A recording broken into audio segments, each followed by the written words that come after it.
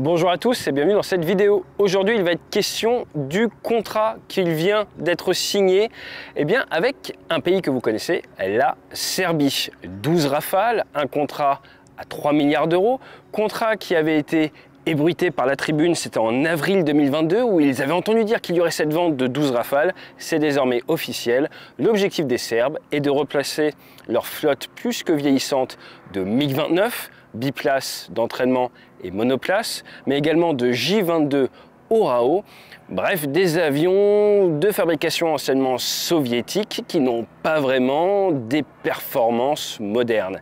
Et cela va changer car le Rafale qui va leur être livré à partir de 2028, cela sera 3 Rafales biplaces, des Rafales B, mais le reste des Rafales monoplaces, des Rafales C, à la version F4.1.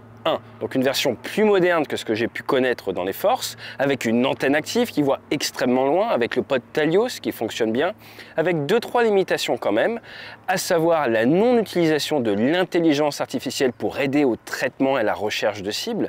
Et autre point important, les Serbes ont décidé, l'accord a conclu, qu'ils allaient devoir utiliser l'armement qu'ils utilisent déjà, à savoir les R-27 dits Fox One, soviétique, ce qui est assez étonnant avec un radar actif, mais également le R-77 russe, qui est le missile tir et oubli russe, qu'on appelle l'Amramski, car il ressemble à l'extérieur d'un petit AIM-120, une sorte de copie de l'AIM-120.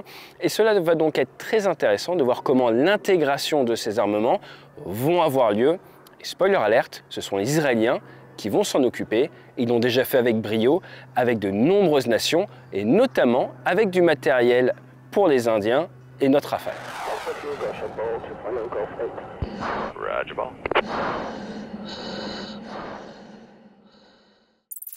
Alors ce que je vous propose dans cette vidéo, vous avez sûrement déjà entendu parler du petit psychodrame que l'on entend dans la presse. Certaines personnes disent que c'est pas une bonne idée de vendre du Rafale aux Serbes, d'autres disent c'est une bonne idée. Je n'ai pas la solution, je ne sais pas, mais ce que je vous propose, c'est qu'on prenne un tout petit peu de recul, à côté justement d'une antiquité, à l'image de l'aviation serbe actuelle, et qu'on se pose la question de savoir qu'en est-il traditionnellement des Dassault, des fabricants français, qu'est-ce que l'on vend et à qui historiquement avec un grand H. Comme vous le savez, il y avait l'Union soviétique d'un côté, les Russes désormais, et les Russes ont essayé de vendre aux Serbes, de l'autre côté les Américains, et la France a toujours eu une posture un petit peu particulière, et c'est intéressant de regarder à qui nous avons déjà vendu par exemple des Mirage 3. Les Mirage 3, Afrique du Sud, Argentine, ils sont battus contre les Britanniques, super étendard également pour les Argentins. Le Pérou avait même donné des Mirages le 4 juin 82 aux Argentins pour les aider contre les Britanniques. C'est pas nouveau de donner et céder des aéronefs. Australie, Brésil, Espagne, Liban, Pakistan, Suisse, Venezuela. Donc vous voyez qu'on a fourni du matériel et entraîné les Argentins qui se sont derrière battus contre des membres de l'OTAN et contre nos voisins, les Britanniques. Derrière, si vous regardez le Mirage F1, Afrique du Sud, Gabon, Congo, Iran, alors là c'est un peu particulier, on ne leur a pas vendu directement. En fait, on a livré des Mirage F1 et on a formé les équipages irakiens sur F1. Ils en ont reçu 121 sur 129 avant l'embargo et certains des pilotes sont partis en Iran et derrière l'Iran a récupéré ces avions et les a maintenus en condition opérationnelle pendant de nombreuses années. On a également livré à la Jordanie, au Koweït, au Qatar en 1980. En 1994, c'était du 2000 pour le Qatar et maintenant du Rafale. Et puisque l'on parle du Mirage 2000, l'Égypte, le Brésil, les Émirats Arabes Unis, on va revenir dessus, la Grèce, l'Inde, le Pérou, toujours le Qatar, Taïwan et peut-être l'Ukraine apparemment. Alors pourquoi est-ce que c'est intéressant? Le Rafale, on en a donné à la France, à l'Égypte, au Qatar, à l'Inde, à la Grèce, à la Croatie, aux Émirats Arabes Unis, maintenant également à l'Indonésie et la Serbie arrive. Et si vous avez bien suivi, vous avez vu que j'ai oublié la Libye dans les clients du Mirage F1. Donc oui, la France a déjà fourni des avions de chasse, de l'entraînement, même des instructeurs, et accrochez-vous bien, a même aidé des États, notamment avec les super étendards. On va peut-être attendre 2 secondes. On attend le Paraclub.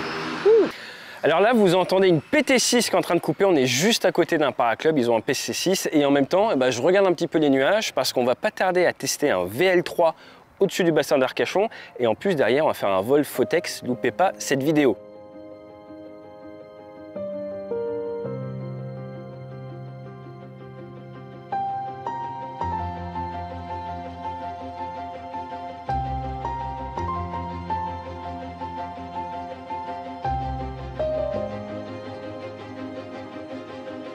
En attendant, on repart à notre sujet. Et donc, oui, la France, vous l'aurez compris, on a livré du matériel aux Argentins qui sont battus derrière contre les Britanniques, aux Irakiens qui sont battus contre les Iraniens, mais après derrière contre le reste du monde d'une certaine manière, mais également aux Libyens, à tel point que les escadrons de Mirage F1 pendant la guerre de Libye n'avaient pas le droit d'aller au-dessus de la Libye car les Américains avaient peur de faire du blue on blue, de faire du tir fratricide, de ne savoir discriminer entre un F1 libyen et un F1 français. Alors ce qui est très intéressant, c'est de noter que contrairement à certains fantasmes, quand vous livrez un matériel à un pays qui après entre en guerre contre un allié, vous n'appuyez pas sur un bouton magique à Paris et l'équipement arrête de fonctionner.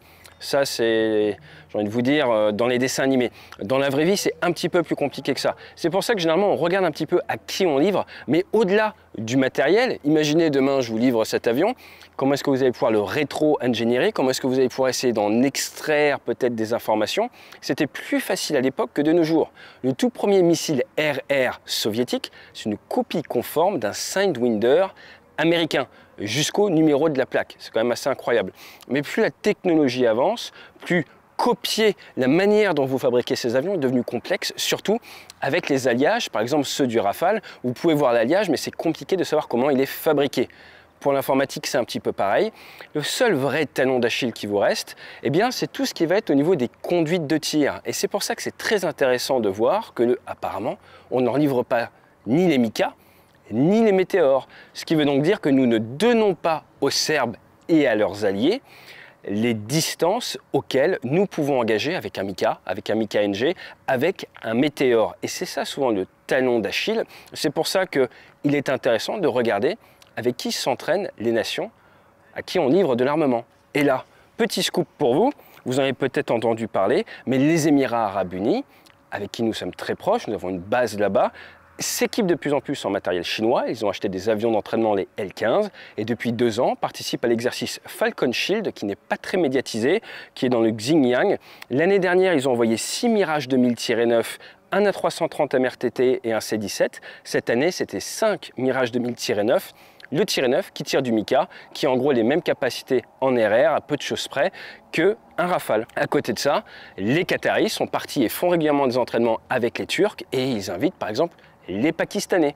Donc les Turcs en face de la Grèce, mais membres de l'OTAN, les Pakistanais en face de l'Inde, gros client historique de Dassault. Donc vous l'aurez compris, ce qui est vraiment intéressant, au-delà de vraiment comment est-ce qu'on peut fabriquer ce matériel ou le copier, c'est également l'entraînement et la formation. À l'heure actuelle, on ne sait pas vraiment comment les pilotes serbes vont être formés. Ils viennent de l'ancienne école soviétique. Forcément, c'est très très loin de ce que l'on peut faire avec un Rafale. Il va être très intéressant de voir comment ils sont accompagnés et si on les accompagne dans leur territoire, ce qui permettrait évidemment de mettre des Occidentaux ou de mettre plutôt des Français à des postes clés afin de faire de l'humain, du renseignement humain et d'en apprendre un peu plus, car je suis sûr que certaines personnes seraient ravies d'en savoir plus sur les fameux R-77 utilisés par les Serbes et bientôt adaptés par les Israéliens sur Rafale. Juste pour terminer cette vidéo, les liens entre la Serbie et d'autres nations ont fait ces dernières années un petit peu scandale dans l'Europe. Je vous rappelle qu'en mars 2022, 6 Y-20, des gros porteurs militaires chinois fabriqués à partir de 2015,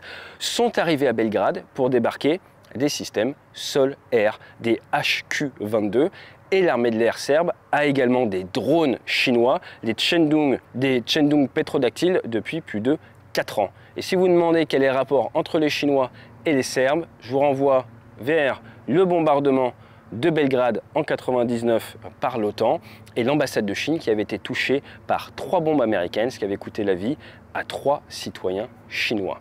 En définitive, si vous voulez faire un petit peu de politique, je vous rappelle que la Serbie ne reconnaît pas l'indépendance du Kosovo. Kosovo qui s'est autoproclamé indépendant en 2008 et dès le lendemain, la France, tout comme 103 autres nations, avait reconnu son indépendance. Bref, un sujet qui fera forcément parler. Maintenant, j'espère que vous avez un peu une meilleure compréhension du sujet et ce n'est pas la première fois que la France livre ou même forme des nations qui se sont retrouvées dans notre viseur ou celui de nos alliés.